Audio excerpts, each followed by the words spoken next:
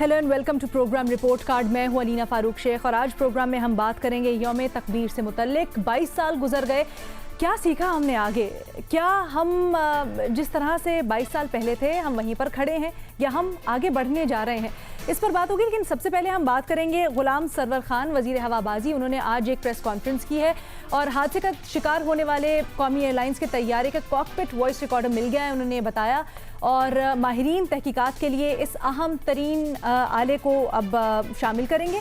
जबकि हादसे का शिकार शहदा के लवाहिकीन को DNA टेस्ट में मुश्किलात का सामना है और इस मामले में खातिर खा तावन देखने में नहीं आ रहा, ये भी उन्होंने कहा।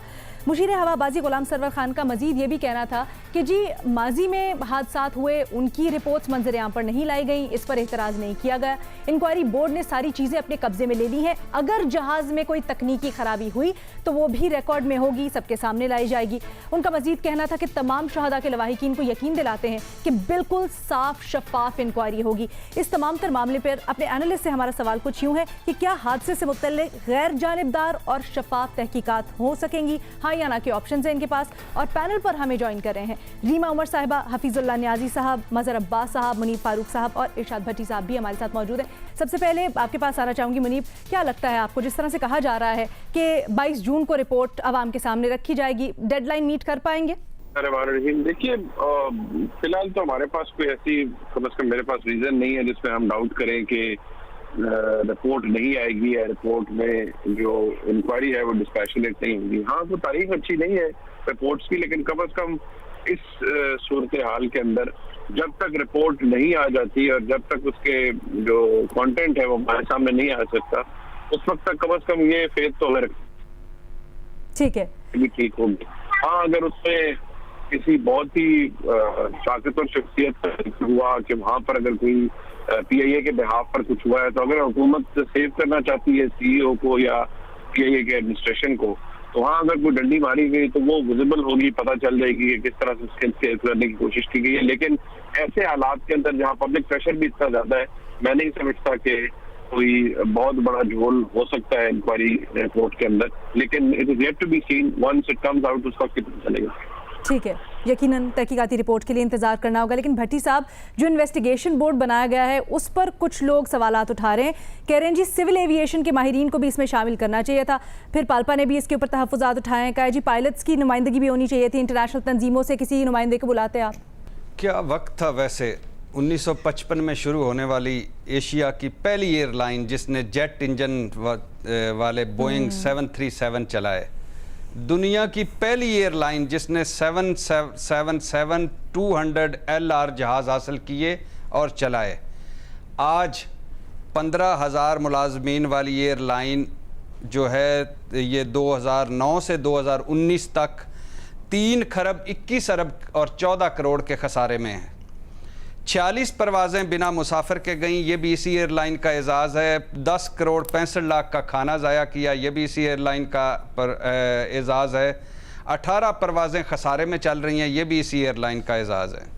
सबसे ज़्यादा शरह हादसा है इसी एयरलाइन में, ये भी इसी एयरलाइन का एजाज़ है, जो कभी दूसरों को सिखाया करती थी।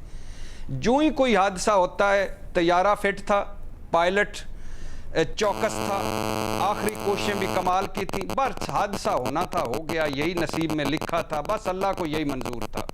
हादसा होने के चंद दिन बाद तहकीकाती जो बातें होती हैं, तहकीकाती टीम तश्कील दे दी गई, गैर मुल्की माहिरीन की टीम पहुंच गई, तहकीकाती टीम जाए हादसा पर पहुंच गई, ब्लैक बॉक्स मिल गया, अहम शवाद मिल गए, अहम पेश रफ्त, आखिरी लम्हों का पता चल गया, कॉकपिट में वॉइस रिकॉर्ड मिल गया।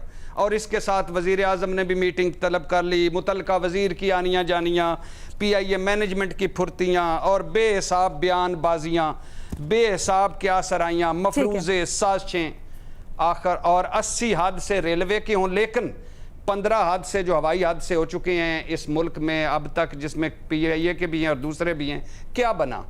किसी का कोई मंतकी अंजाम, कोई मंतकी कोई कुछ भी नहीं।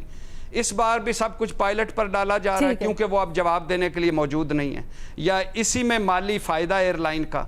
वो पायलट जो 17,000 फ्लाइंग आवर पूरे कर चुका हो, यहाँ बात यह है कि यहाँ इंसानी वैल्यू, इंसानी जान की कोई वैल्यू नहीं, जजा सज़ा का कोई निज़ाम नहीं, जंगल का कानून है, अजीब व गरीब।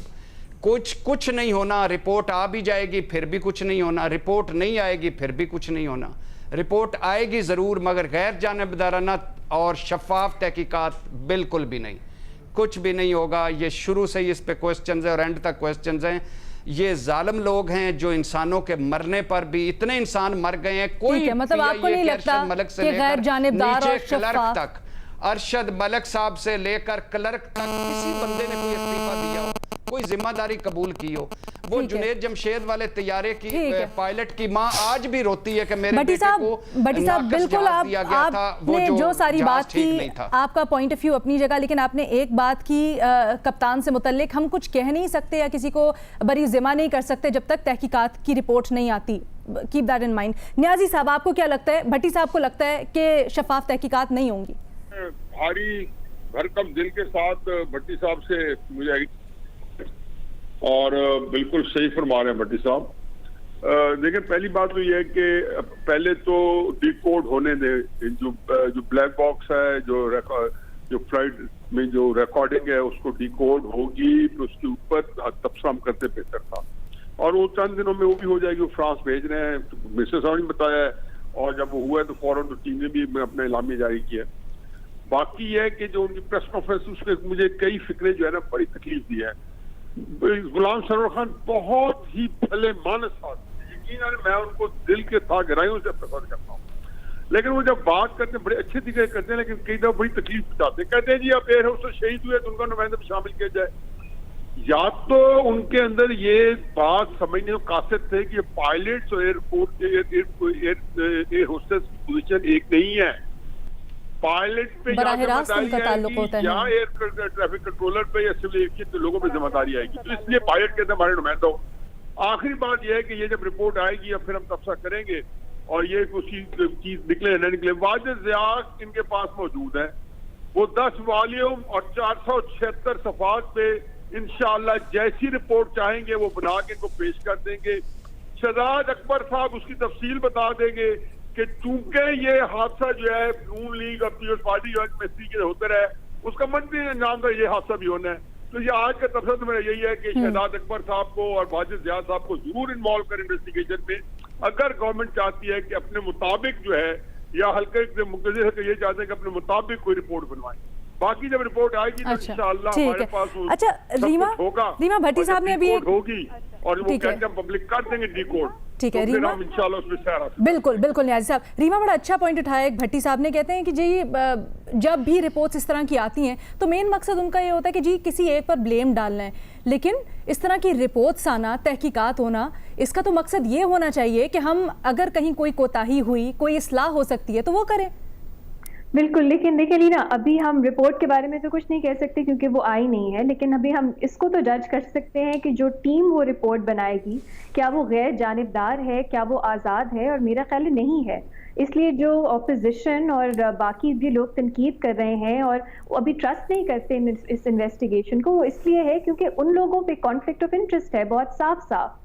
जब चीफ जस्टिस इफ्तिखार चौधरी थे हमारे पाकिस्तान में, उनके बेटे अरसलान चौधरी पे करप्शन का इल्ज़ाम लगा, वो भी यही कहते थे कि नहीं मैं खुद सुनूंगा केस, क्योंकि मेरी नीयत पे आप कैसे शक कर सकते हैं। लेकिन एक ऑब्वियस बात है कि अगर बाप है, वो बेटे का, चाहे उनकी नीयत जितनी भी अच्छी हो, वो कॉन्फ्लिक्ट ऑफ इंटरेस्ट है, वो अपने बेटे को एडजुडिकेट नहीं कर सकते। तो मेरा ख्याल है अभी भी यही सिचुएशन है कि जो तहकीकाती कमेटी है, कमीशन है सॉरी, वो कॉन्फ्लिक्ट ऑफ इंटरेस्ट साफ वाजे है, और वो इतने जूनियर लोग वो अपने से सीनियर्स को कैसे अकाउंटेबल ठहरा सकेंगे, एक ये भी इशू है।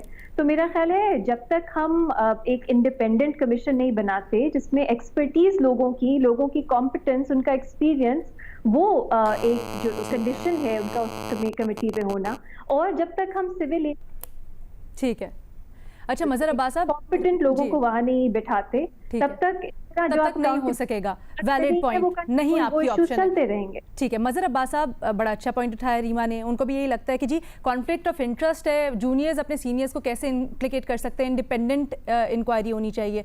दूसरी बात, इंक्वायरी जब हो रही है तो क्या तमाम पहलुओं का जायजा लिया जाएगा? वो भी जो हम इमारतों वाली बात कर रहे थे, जो आसपास रिहायशी आबादी है, क्या वहाँ पे होना चाहिए थी? जो इतनी बड़ी बड़ी बिल्डिंग्स खड़ी की गई हैं, किसने इजाज़त दी?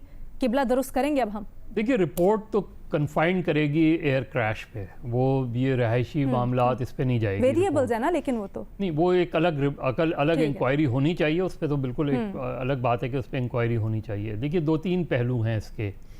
ایک جس کی ابھی بھٹی صاحب اشارہ کر رہے تھے پی آئی اے کے لاسز وغیرہ کے حوالے سے. لاسز کے 2-3 ریزنز ہیں. ایک تو ظاہر ہے پولیٹیکل اپوائنٹمنٹس بے انتہا کیے جاتے ہیں ہمارے یہاں اس میں، اور اس میں میرٹس کو نہیں دیکھا جاتا، اور اس کے نقصانات اپنے ہوتے ہیں. لیکن پی آئی اے کے لاسز اس وجہ سے نہیں ہو رہے.